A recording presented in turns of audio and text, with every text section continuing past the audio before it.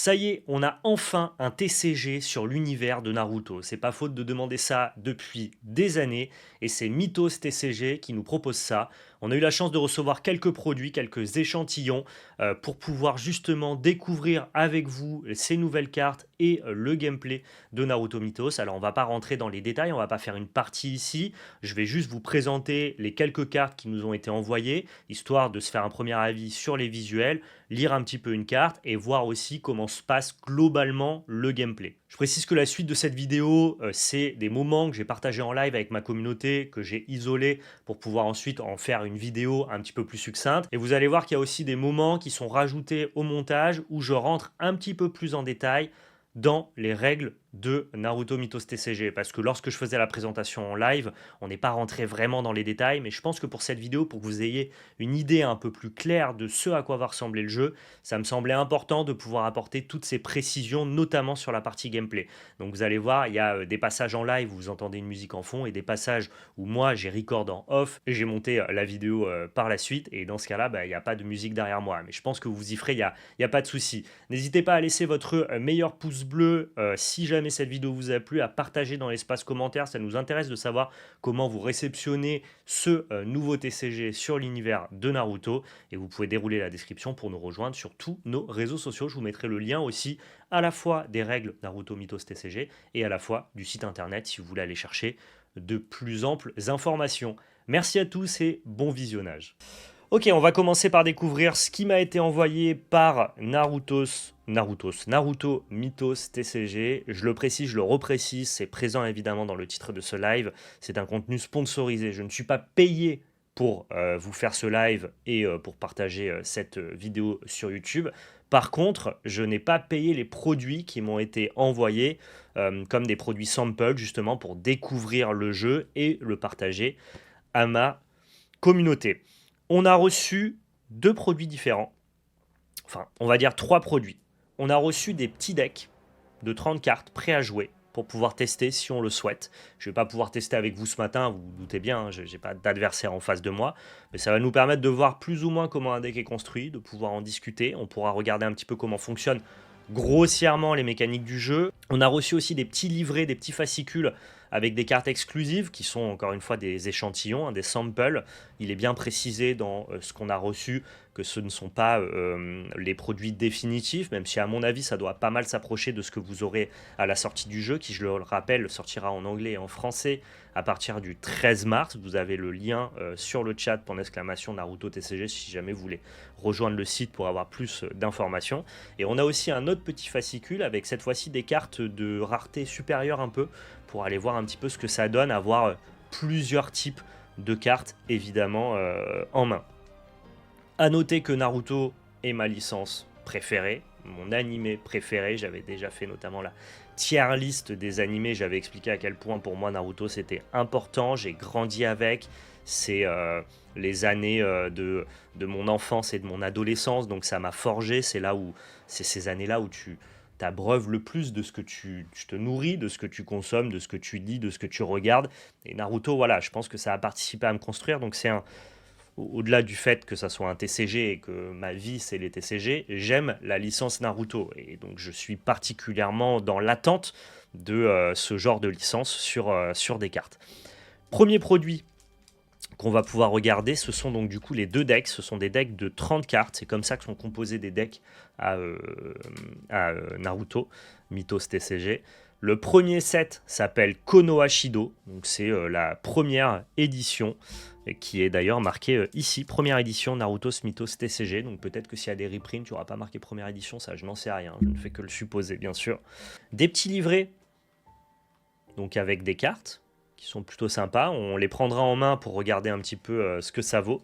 Là on a quasiment tous les ninjas du son, donc en tout cas le crew de Orochimaru et Sasuke.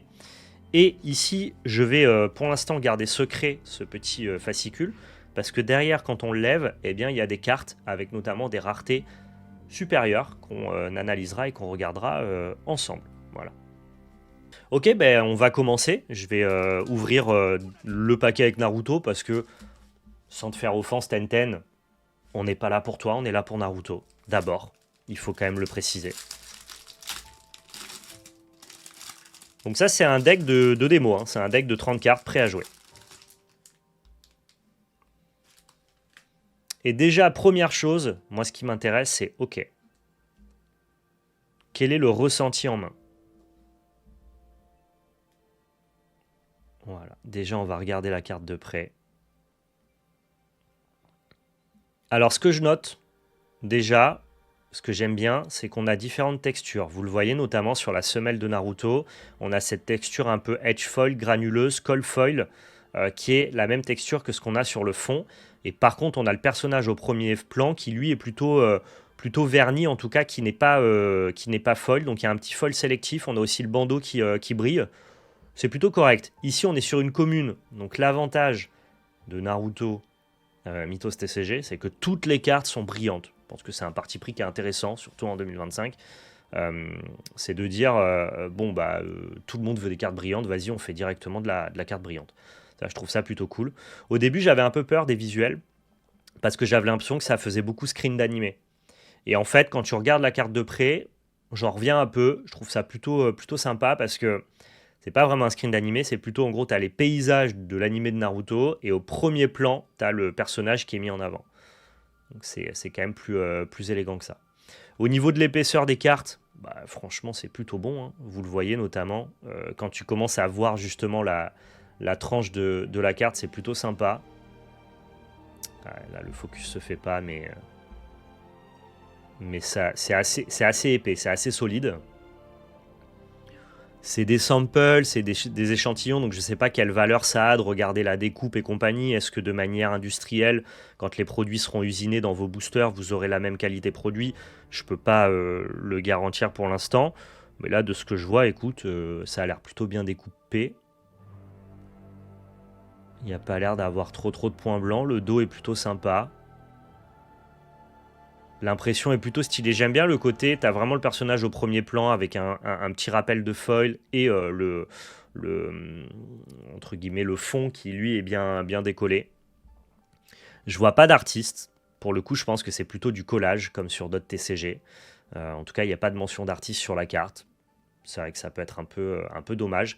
Ça ne veut pas dire, cela dit, que ça n'arrivera pas plus tard. On a vu des TCG se lancer avec d'abord du collage pour ensuite laisser place à de l'artistique. Après, moi je trouve que les dessins de Kishimoto se suffisent à eux-mêmes, hein. Donc, sur de l'animé comme ça, dès lors que de toute façon tout a déjà été dessiné par quelqu'un, ça me dérange moins. Et la frame, pour le coup, a le mérite d'être assez présente. Vous savez que moi j'aime bien la frame. Je trouve qu'elle est un peu dans l'équilibre de t'aimes bien le full art, ok, ta carte elle est quand même globalement un peu full art, mais moi j'aime bien avoir une certaine singularité, reconnaître le TCG duquel on parle dès que je vois la carte du premier coup d'œil. Et là pour le coup, tu as bien le petit parchemin à la Naruto. Ici, là, donc comment on lit une carte, c'est le chakra que va te demander de dépenser la carte pour être jouée, sa valeur d'attaque, la text box, bon là on est sur une carte vanille, la faction, la rareté ici, et puis ici l'éditeur. C'est plutôt classique, voilà. On va regarder vite fait le deck. Donc on a un deuxième exemplaire de Naruto Uzumaki, à savoir qu'un deck est constitué de 30 cartes, que vous allez pouvoir jouer autant de personnages du même nom que vous le souhaitez, il n'y a pas de limite aux personnages du même nom. Par contre, sur votre deck de 30 cartes, vous ne pourrez pas avoir plus de 2 fois la même carte. Ça veut dire qu'on pourra jouer autant de fois qu'on veut d'autres Naruto. Par contre, cette carte-là, spécifiquement de Naruto, on ne pourra la jouer que 2 fois. Évidemment, on a la Team 7 qui continue. Et vous voyez, je trouve que c'est pas trop mal le rendu foil derrière. Hein. Enfin, c'est des communes, quoi. Ok. Hiruzen Sarutobi, évidemment, on reprend le début de l'anime Naruto avec la Team 7. Vous allez le voir d'ailleurs, le jeu consiste à remplir des missions et non pas spécifiquement à se battre comme sur d'autres jeux. Ici, on a Kakashi attaqué, on aurait pu le deviner. On attend Sasuke, j'imagine, pour compléter l'équipe 7. Toujours même système pour les communes, un personnage au premier plan, fond caractéristique de l'anime ou du manga en arrière-plan foilé. Écoutez, c'est pas mal. Ouais, tout est foil, il n'y a pas de carte non foil. On a encore une carte de Sakura, mais celle-ci, vous allez voir la capacité d'upgrade. Upgrade, ça veut dire que vous allez pouvoir jouer cette carte-là par-dessus la première carte de Sakura. Donc en gros, si j'ai ce personnage-là sur le board, très rapidement, j'expliquerai succinctement les règles après, eh bien vous allez pouvoir upgrader cette Sakura sur la Sakura précédente. Petite précision d'ailleurs à ce sujet, au moment où vous allez upgrade votre personnage sur l'autre personnage, vous n'allez pas avoir besoin de payer l'entièreté du chakra requis pour jouer la carte, vous allez devoir payer la différence de chakra entre la carte upgrade et la carte que vous allez upgrader. Donc si vous avez déjà joué une Sakura pour 2 coups de chakra, et on verra plus tard comment on génère du chakra, et bien pour jouer cette Sakura par-dessus la première, vous n'allez devoir payer qu'un seul chakra, ce qui est la différence donc du coup entre les 2 coups initiaux. A noter qu'il faut spécifiquement upgrader le personnage pour avoir la capacité d'upgrade qui se met en place. Donc ici, piocher une carte par exemple et ensuite se défausser d'une carte. Mais vous pouvez très bien décider de jouer ce personnage directement. Pour son coût total de chakra, vous ne bénéficierez donc juste pas de la capacité upgrade. Une espèce de search foil en fond, plutôt ok. Après, tu sais, j'ai envie de leur demander de faire des petits liserés, des écritures un petit peu en relief et tout, mais c'est des communes. En fait, je suis tronqué par le fait que ce soit des communes. Comme je vois que tout brille, que c'est un peu sympa, que là derrière un peu léché, je me dis, ah putain, il pourrait faire ci, ça. Ouais, c'est des communes, tranquille. Deuxième Sakura, hein, tout est en 2 exemplaires. On a Hinata Yuga ici. On n'a toujours pas Sasuke d'ailleurs, c'est étonnant. Qui, pour le coup, est une... Ah ben celle-là aussi, c'était une UC. Pardon, c'était pas une commune. Une uncommon. Deuxième itération de Hinata. Je trouve que le foil ressort un peu moins bien, vu que le personnage là prend toute la place. On voit vraiment le personnage au premier plan. Et derrière, on n'a pas un fond paysage, tu vois. Shikamaru Nara.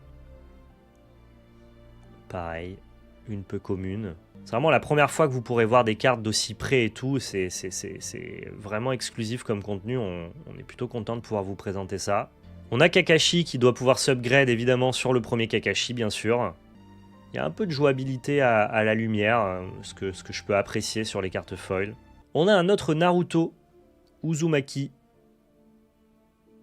en version commune cette fois-ci. Les crapauds au service de Jiraiya puis de Naruto, le fils de Gamabunta, qui n'appartient d'ailleurs à aucune faction. Le gars est indépendant.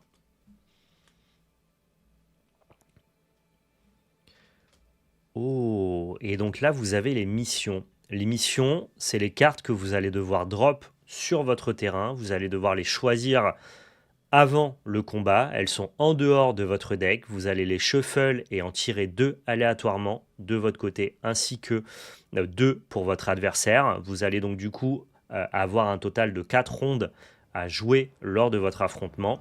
Sur chaque round, l'idée, ça sera de se battre pour une mission, et chaque mission apporte un certain nombre de points. À l'issue des 4 rounds, et chaque game durera 4 rounds, celui qui aura le plus de points aura remporté la manche. Et donc là, on a une mission avec cette fois-ci un petit foil écaille, un peu vintage. On peut appeler ça Star Foil aussi. Vous avez un peu de colle foil doré sur le parchemin. Mais vous avez aussi, et ça c'est un peu discret, un espèce de liseré doré. Voilà. En gros, le contour des personnages, c'est ce que j'aurais voulu justement sur les communes, et un peu texturé. J'imagine qu'on aura d'autres missions. Et effectivement, sauver un ami.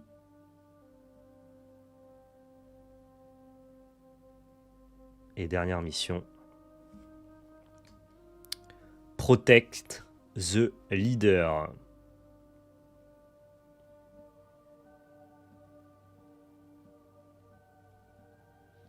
Ah, il y en a encore une. Et l'examen Chunin. Très jolie cette carte. On va regarder le deuxième deck si ça vous va. Tant qu'à faire, je pense qu'il y a d'autres personnages. On n'a pas vu Sasuke dans notre deck. Hein. Le Sandwich Merguez dit « Ça me perturbe d'avoir toutes les cartes en foil. Je sais pas si je suis trop puriste ou quoi. C'est un vrai parti pris en tout cas. » Oui, Ouais, je suis d'accord avec toi. En gros, le parti pris, c'est de dire maintenant, les gens, ils veulent des belles cartes. On est en 2025, tout le monde collectionne, tout le monde joue avec des cartes folles, tout le monde pimp. Euh, la plupart des jeux qui font des cartes non foil ressortent la plupart des itérations de leurs cartes jouables en version foil. Là, on peut y aller avec le tout foil tant qu'à faire. Je pense que c'est une bonne idée en vrai. Genre, ça répond vraiment à une demande. Et il y a des gens qui vont adhérer totalement au projet. Et je pense qu'il y a même plus de gens qui vont adhérer au projet que de gens qui vont pas y adhérer. Mais c'est vrai que le tout foil fait que du coup, ce qui est censé être foil et un peu rare ressort un peu moins du lot. Il y a le côté quand tout n'est pas foil, quand un truc est foil, directement tu le vois. Tu vois que le truc est foil, ça sort du lot, il y a le principe de rareté. C'est vrai que le côté tout est foil, bah en fait, tu as l'impression que ta commune, c'est une rare, tu vois. Pour l'instant, on n'a pas encore vu de rare. Et, euh, et ça peut, entre guillemets, les cartes vraiment très belles sont du coup peut-être moins sublimées que si les cartes de base n'étaient pas foil. Après, honnêtement, c'est subjectif. Chacun y verra. Chacun y trouvera son compte. Ça semble peu 30 cartes avec deux exemplaires de chaque. Bah, en vrai, si tu joues que 4 rounds par game, je pense que c'est des games courtes. On a Neji Yuga, on avait Hinata dans le deck précédent. On devrait avoir Rock Lee, j'imagine. Ah non, ok. Bon, je pense quand même. Si on a Tenten et Neji, normalement, c'est la team à Rock Lee. Hein. On a Anko ici.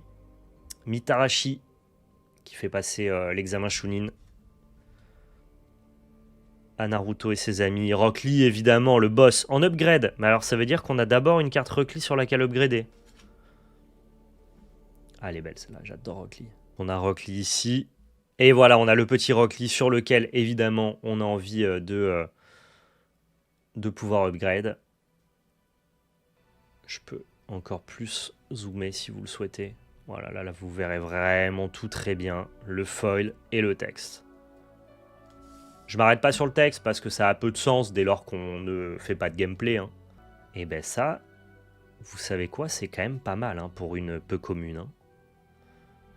Donc carte upgrade de Neji, mais le fond est quand même vraiment joli. Hein. Anko, donc j'imagine que la première qu'on a montrée c'était une version upgrade. Non, c'est deux Anko différentes, ok. Pardon, elle était doublée, hein, tout est doublé. Maitogai, le petit Maitogai avec sa pose iconique. Tenten, qui va s'upgrade sur la première qu'on a vue. Et ici, là, on a nos missions. Ah, les cartes missions sont quand même vraiment sympas. Donc, Assassination.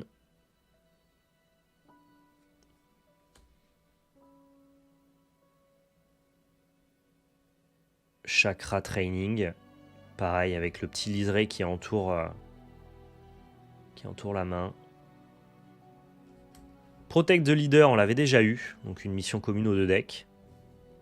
Et ici, Find the Traitor. Alors, à noter que là, pour l'échantillon, on a reçu les cartes en anglais, mais que le jeu sera bien disponible en français. Hein, je le précise pour ceux qui sont allergiques à la langue de Shakespeare. Autre carte qu'on va pouvoir regarder, ça c'est celles qui sont envoyées dans les livrets. Donc je pense que c'est des cartes supplémentaires à pouvoir rajouter ou à nos decks ou alors juste à titre d'exemple. On va les sortir. Elles sont plutôt jolies. Ce sont toutes des peu communes. Pour l'instant, on n'a pas vu de rare. On n'a pas vu de secret. Et on n'a pas vu de... Je sais même pas comment elle s'appelle, mais c'est la rareté maximale. Je crois qu'il n'y en a qu'une par set. On a celle-là de Sasuke avec le Sharingan, très très jolie. Kabuto et Yakushi. Et Orochimaru, le Sannin légendaire du village du son. La carte est belle aussi. La carte est belle, avec le serpent comme ça en fond. C'est pas mal, hein. C'est pas mal du tout. Ici, on continue avec les ninjas du son. Avec Kimimaro, le boss, légendaire Kimimaro, Jirobo, Ukon.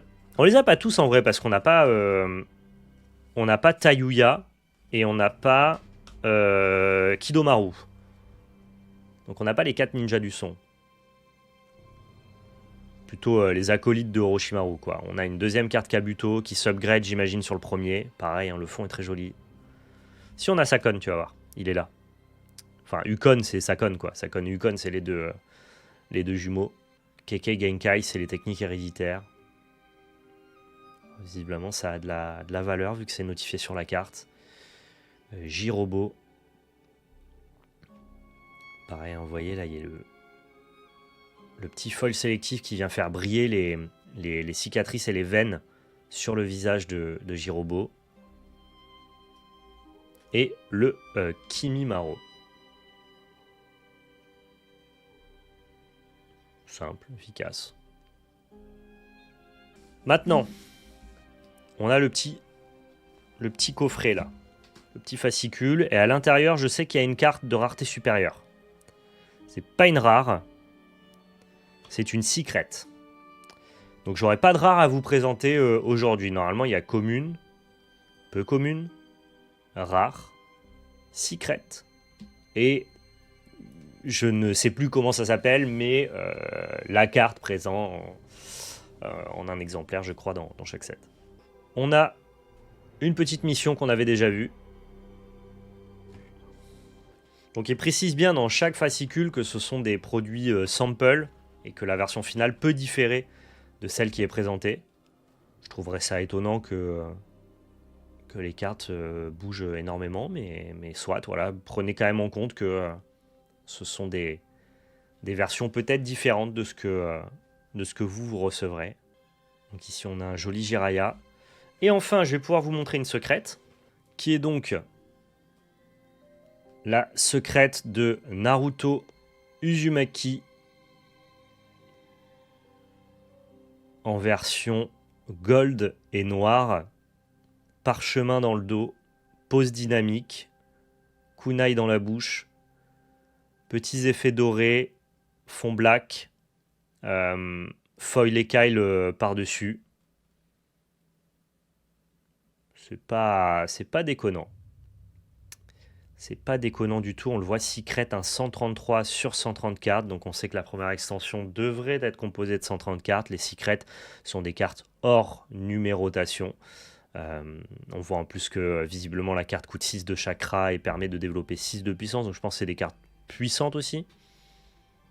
C'est plutôt bien fait, hein. Je peux pas le nier. Subjectivement, moi je crois que autant j'aime beaucoup la DA de base, je trouve que pour le coup c'est assez réussi, que c'est très malin d'avoir foilé toutes les cartes. J'espère que ça sera conservé pour la version finale, hein. Je vous laisse aller checker sur le site. Je trouve que la frame est très reconnaissable tout en laissant beaucoup de place à l'illustration.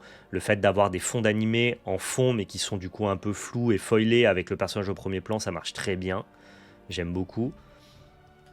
Autant la secret, je suis plus... mais après, c'est subjectif, je suis moins fan de noir gold, quoi. Mais il y a plein de gens qui adoreront ça. Je me fais pas de soucis pour ça. Ça reste une très jolie carte. Comment est-ce qu'on joue à Naruto Mythos TCG? Comment est-ce qu'on construit un deck? Vous prenez 30 cartes, 2 exemplaires maximum de chaque carte, et vous pouvez jouer autant de personnages que vous voulez. La lisibilité d'une carte, le nom, le coût en chakra, ce que vous allez devoir dépenser pour jouer la carte, la puissance d'attaque. La plupart des joueurs de TCG ne seront pas dépaysés. La faction, qui doit pouvoir créer des synergies typales, pour ceux qui savent de quoi on parle globalement. Et la team, je pense que ça doit aussi être intéressant. Vous le voyez par exemple ici, Tenten, elle permet de power up Another Leaf Village Character. Donc ça fonctionne avec le fait de faire partie de la faction de Konoha. Alors pour les missions, c'est un peu le corps du gameplay. C'est des cartes que vous allez avoir en dehors de la partie. Chaque joueur va ramener un deck de 3 missions. Donc voilà, on va dire 3 missions pour moi et 3 missions pour mon adversaire. Elles sont face cachée, vous ne connaissez pas les missions de votre adversaire. Chaque joueur va tirer aléatoirement 2 missions. Donc du côté de mon adversaire et de mon côté. Et avec ces 2 missions de part et d'autre, on va créer un nouveau deck de missions, pareil, qu'on va mélanger. Donc mes missions seront mélangées à celles de mon adversaire, ce qui va constituer du coup un deck 2 missions qui va se trouver au milieu du board. Voilà, on va dire que là, c'est la partie de mon adversaire et là, c'est ma partie. Et tout le but de Naruto Mythos TCG va être de scorer des points de mission, de remporter les missions pour pouvoir avoir le plus de points à la fin de la partie. La partie elle va se dérouler en 4 rondes, comme je le disais. Chaque ronde va être dédiée à une mission. On va commencer le premier ronde avec ce qu'on appelle les missions de rang D. Le deuxième ronde avec les missions de rang C. Troisième ronde, et les missions vont sortir dans l'ordre aléatoire, avec les missions de rang B. Et quatrième ronde, cette fois-ci, avec les missions de rang A. Pour chaque mission, vous avez un nombre de points différents. Missions de rang D vont vous apporter 1 point, tandis que les missions de rang A vont vous apporter 4 points. Ces points sont rapportés en dehors des points déjà que les missions elles-mêmes peuvent vous apporter. Et donc le fait que la mission de rang A apporte 4 points, ça vous permet donc de pouvoir comeback d'une situation un peu complexe en remportant la dernière mission. Donc vous l'avez compris, une partie ça se déroule en 4 tours, chaque tour une mission, chaque mission plus importante que la précédente, et ce sont vos personnages sur le champ de bataille qui vont s'affronter sur les différentes missions pour pouvoir remporter les points de mission. Comment les personnages s'affrontent? On va juste calculer le total de pouvoir de tous nos personnages, et celui qui a le plus de pouvoir remporte la mission à la fin de chaque round. A noter que quand vous remportez la mission, eh bien, vous pouvez déclencher les effets de scoring. On voit que sur cette carte-là, notamment, eh bien, si jamais vous scorez ici, vous pouvez renvoyer une unité amie non hidden de cette mission dans votre main. Donc c'est plutôt sympa. Et inversement, on a aussi des missions avec des effets passifs, comme Protect the Leader. Donc c'est là où est le sel du gameplay de Naruto Mythos TCG. Gameplay rapide, concis, 4 rondes. Chaque ronde correspond à une mission. On veut pouvoir capturer, en tout cas scorer le plus de points de mission. Et à la fin, celui qui a le plus de points remporte la partie. Pour ceux qui connaissent le concept du tour partagé, qui peut exister dans d'autres jeux, c'est-à-dire que vous allez partager votre tour avec l'adversaire et qu'au moment où vous allez jouer une carte, votre adversaire va pouvoir jouer une carte. Puis ensuite, vous allez pouvoir jouer une carte, puis votre adversaire va pouvoir jouer une carte. Et ça va se passer comme ça jusqu'à ce que l'un des deux joueurs ne puisse plus jouer de cartes et donc doivent passer son tour. Et dans ce cas-là, l'autre joueur, si lui, il lui reste des possibilités, eh bien dans ce cas-là, il va pouvoir continuer, lui, à jouer des cartes autant qu'il veut jusqu'à la fin du tour. Quand vous n'avez plus de cartes à jouer, vous allez pouvoir prendre ce qu'on appelle l'Edge Token, donc le token Edge, qui est un token qui va vous donner l'initiative pour commencer le tour d'après. Et donc en gros, celui qui a l'Edge Token va pouvoir commencer à jouer ses cartes avant le joueur adverse.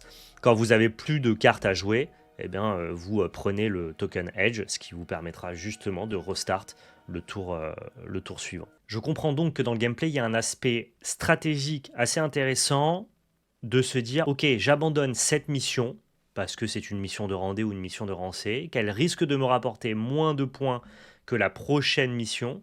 Dans ce cas-là, en abandonnant cette mission, je perds les points, mais ça me permet peut-être de me concentrer sur une mission plus importante. Je garde des ressources et je veux marquer plus de points sur d'autres missions.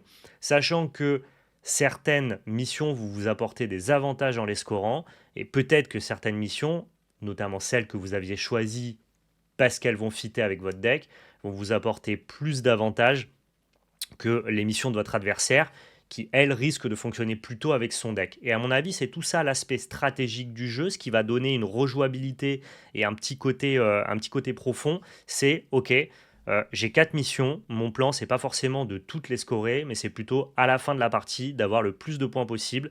Et donc, je vais essayer de manager mes ressources pour aller scorer les missions qui m'arrangent, ou alors celles qui m'apportent le plus de points, dans justement la limite des ressources que j'ai à disposition. Comment est-ce qu'on fait pour accumuler du chakra? Le chakra, vous allez le générer à côté de la partie, c'est-à-dire que ce ne sont pas des cartes dans votre deck, ce n'est pas un deck à côté qui va vous permettre de jouer des ressources pour jouer vos cartes. Non, vous allez cumuler du chakra au début de votre tour. Pour vous dire exactement combien, voilà, au début de votre tour, vous allez gagner 5 de chakra. Avec ces 5 de chakra, vous allez devoir designer votre tour et jouer autant de cartes que vous pouvez de votre main. Sachant que Au début de votre tour, vous allez gagner 5 de chakra, plus 1 de chakra pour chaque personnage que vous avez sur le champ de bataille. Donc ça veut dire que plus vous avez réussi à développer votre board, et plus vous allez avoir du chakra pour pouvoir continuer à le développer sur les tours suivants. Au niveau de comment débute la partie, on a dit vous choisissez vos missions. Ensuite, les deux joueurs piochent 5 cartes, donc une main de 5 pour commencer à jouer. Vous avez un mulligan gratuit qui vous demande de reshuffle votre main si elle ne vous plaît pas et de repiocher 5. Vous pouvez le faire qu'une seule fois, chaque joueur peut le faire. Vous avez les missions au milieu, votre main, le deck à droite, 5 de chakra. Au début de chaque tour, chaque joueur pioche 2 cartes. Et ensuite, on est parti, vous commencez à jouer, donc vous développez vos personnages. Vous avez la textbox qui traduisent les effets que vous avez en arrivant en jeu. Et l'idée va être d'essayer de remplir les différentes missions pour aller accumuler les points de mission qui vous permettront de gagner la partie. Allez, maintenant on va s'intéresser à comment est-ce qu'on joue un personnage. C'est très simple, vous avez vos 5 de chakra au début de votre tour. Je peux décider de tout utiliser pour jouer directement un personnage à 5, qui est un Kabuto Yakushi ici. Mon adversaire peut utiliser aussi l'entièreté de son chakra pour jouer un personnage à 5, qui est un Ukon. Nous n'avons tous les deux plus de ressources, donc nous ne pouvons tous les deux plus jouer. Donc ça veut dire que le token initiative pour le prochain tour me reviendra. Vu que mon adversaire vient de jouer une carte, c'est à mon tour, je ne peux rien faire, je passe, je récupère donc directement l'Edge token. On va compter maintenant le pouvoir de chacun de nos personnages pour pouvoir voir qui va scorer cette mission. On admet qu'il n'y a pas d'effet, on prend juste en compte les valeurs statistiques ici. Le Ukon a 6 de pouvoir, mon Kabuto n'en a que 5. C'est le personnage de mon adversaire qui est donc plus fort que le mien. On aurait pu imaginer 2 personnages à 3 quand mon personnage à 5 ça aurait fonctionné de la même manière. Et bien dans ce cas-là, vu que c'est une mission de rendez, le premier round, mon adversaire va remporter 1 point, plus le point de la mission, plus la capacité que l'on remporte lorsque l'on score la mission. Donc mon adversaire va pouvoir gagner 2 points de mission, plus effectuer la petite capacité score. On va passer donc du coup ensuite à la deuxième ronde. On va révéler une deuxième mission pour laquelle on va devoir se battre. Je vais non pas commencer mon tour avec 5 de chakra, mais cette fois-ci avec 6, parce que j'ai un personnage sur le champ de bataille. Mon adversaire, pareil, ne va pas commencer son tour avec 5, mais bien avec 6, parce qu'il a aussi un personnage sur le champ de bataille.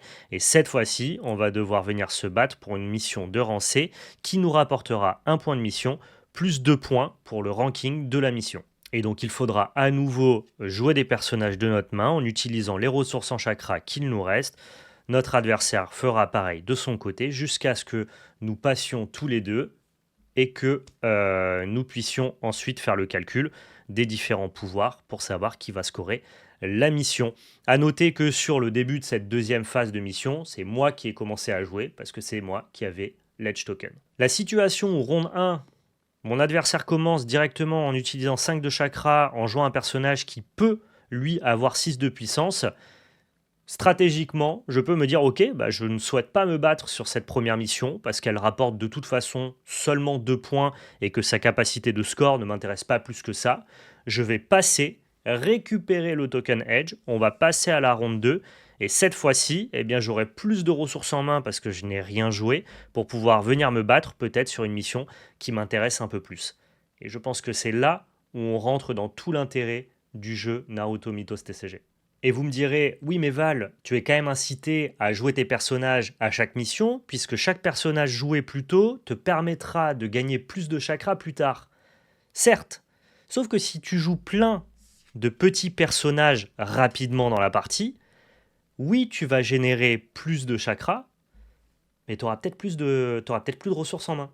Et c'est là où le jeu est plutôt bien pensé, plutôt bien équilibré, c'est que plus tu dépenses toutes tes ressources sur les premières missions, plus tu auras du chakra, mais peu de cartes pour utiliser ce chakra, et surtout pour aller scorer les missions qui plus tard rapporteront plus de points.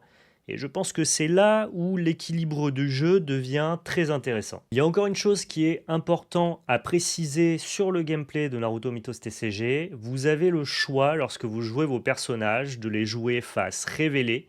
donc c'est-à-dire de les poser sur le champ de bataille visible par votre adversaire. On va faire un petit zoom dessus pour que vous voyez bien. Et dans ce cas-là, le personnage est révélé. Ses statistiques sont celles que vous voyez directement à l'écran et ses capacités sont celles que vous voyez dans la textbox. Mais vous avez aussi le choix, non pas de jouer vos personnages face révélés, mais de les jouer face cachés, qu'on les appelle les versions hidden. Dans ce cas-là, ces cartes-là représentent 0 de puissance d'attaque. Vous devez dépenser seulement un chakra, qu'importe le coût de la carte en réel, pour pouvoir jouer cette carte face cachée. Et vous avez l'opportunité de la révéler au moment opportun en payant le coût de chakra de la carte. Et dans ce cas-là, quand vous la révélez, c'est comme si vous jouiez la carte, vous allez pouvoir appliquer les effets évidemment de la carte. Mais voilà, il y a un petit aspect stratégique supplémentaire avec le fait de pouvoir faire de la rétention d'informations, notamment si vous avez un petit peu de chakra en rab, et bien de pouvoir finalement passer la main à votre adversaire sans révéler votre plan, en cachant vos personnages, ce qui est très flavor avec l'univers des ninjas, vous en conviendrez. Ça a l'air d'être de ce que je comprends, de ce que je vois un peu dans les règles, ça a l'air d'être un gameplay rapide, dynamique et accessible. Et je pense que la profondeur et le skill cap va venir notamment du texte qu'il y a sur les cartes, à l'instar d'autres TCG qui se veulent vraiment grand public et familial. Pour le coup, je ne sais pas, et peut-être que ça a déjà été révélé, et je sais qu'il y a des spoilers qui sont révélés petit à petit, je ne sais pas s'il y a des cartes actions, parce que pour l'instant, à part les missions et les personnages, on n'a pas eu accès à d'autres cartes. Nous, ce qui nous a été envoyé, je vous ai tout montré. Donc je ne sais pas s'il y aura des effets comme des sorts, vous voyez, comme des techniques ninja, des jutsu par exemple. Ce qui, à mon avis, devrait arriver au fur et à mesure que le jeu est édité. Ça m'étonnerait qu'on continue à jouer qu'avec des personnages. Voilà, je crois qu'on a fait un premier gros tour de ce nouveau TCG Naruto. Je vous le rappelle, il sortira le 13 mars. J'espère que cette vidéo vous a aidé au moins à vous faire un avis ou en tout cas à découvrir le jeu, les cartes, le visuel de ces cartes et aussi un petit peu le gameplay, même si c'était plutôt succinct. L'idée, c'est de vous donner plutôt une première idée, hein, de vous faire un premier avis avec cette vidéo. N'hésitez pas à me dire dans l'espace commentaire ce que vous pensez de ce nouveau jeu, si la licence de Naruto vous intéresse ou non. Merci à tous d'avoir regardé cette vidéo. Prenez soin de vous et surtout n'oubliez pas, c'était de la belle magie. Ciao tout le monde!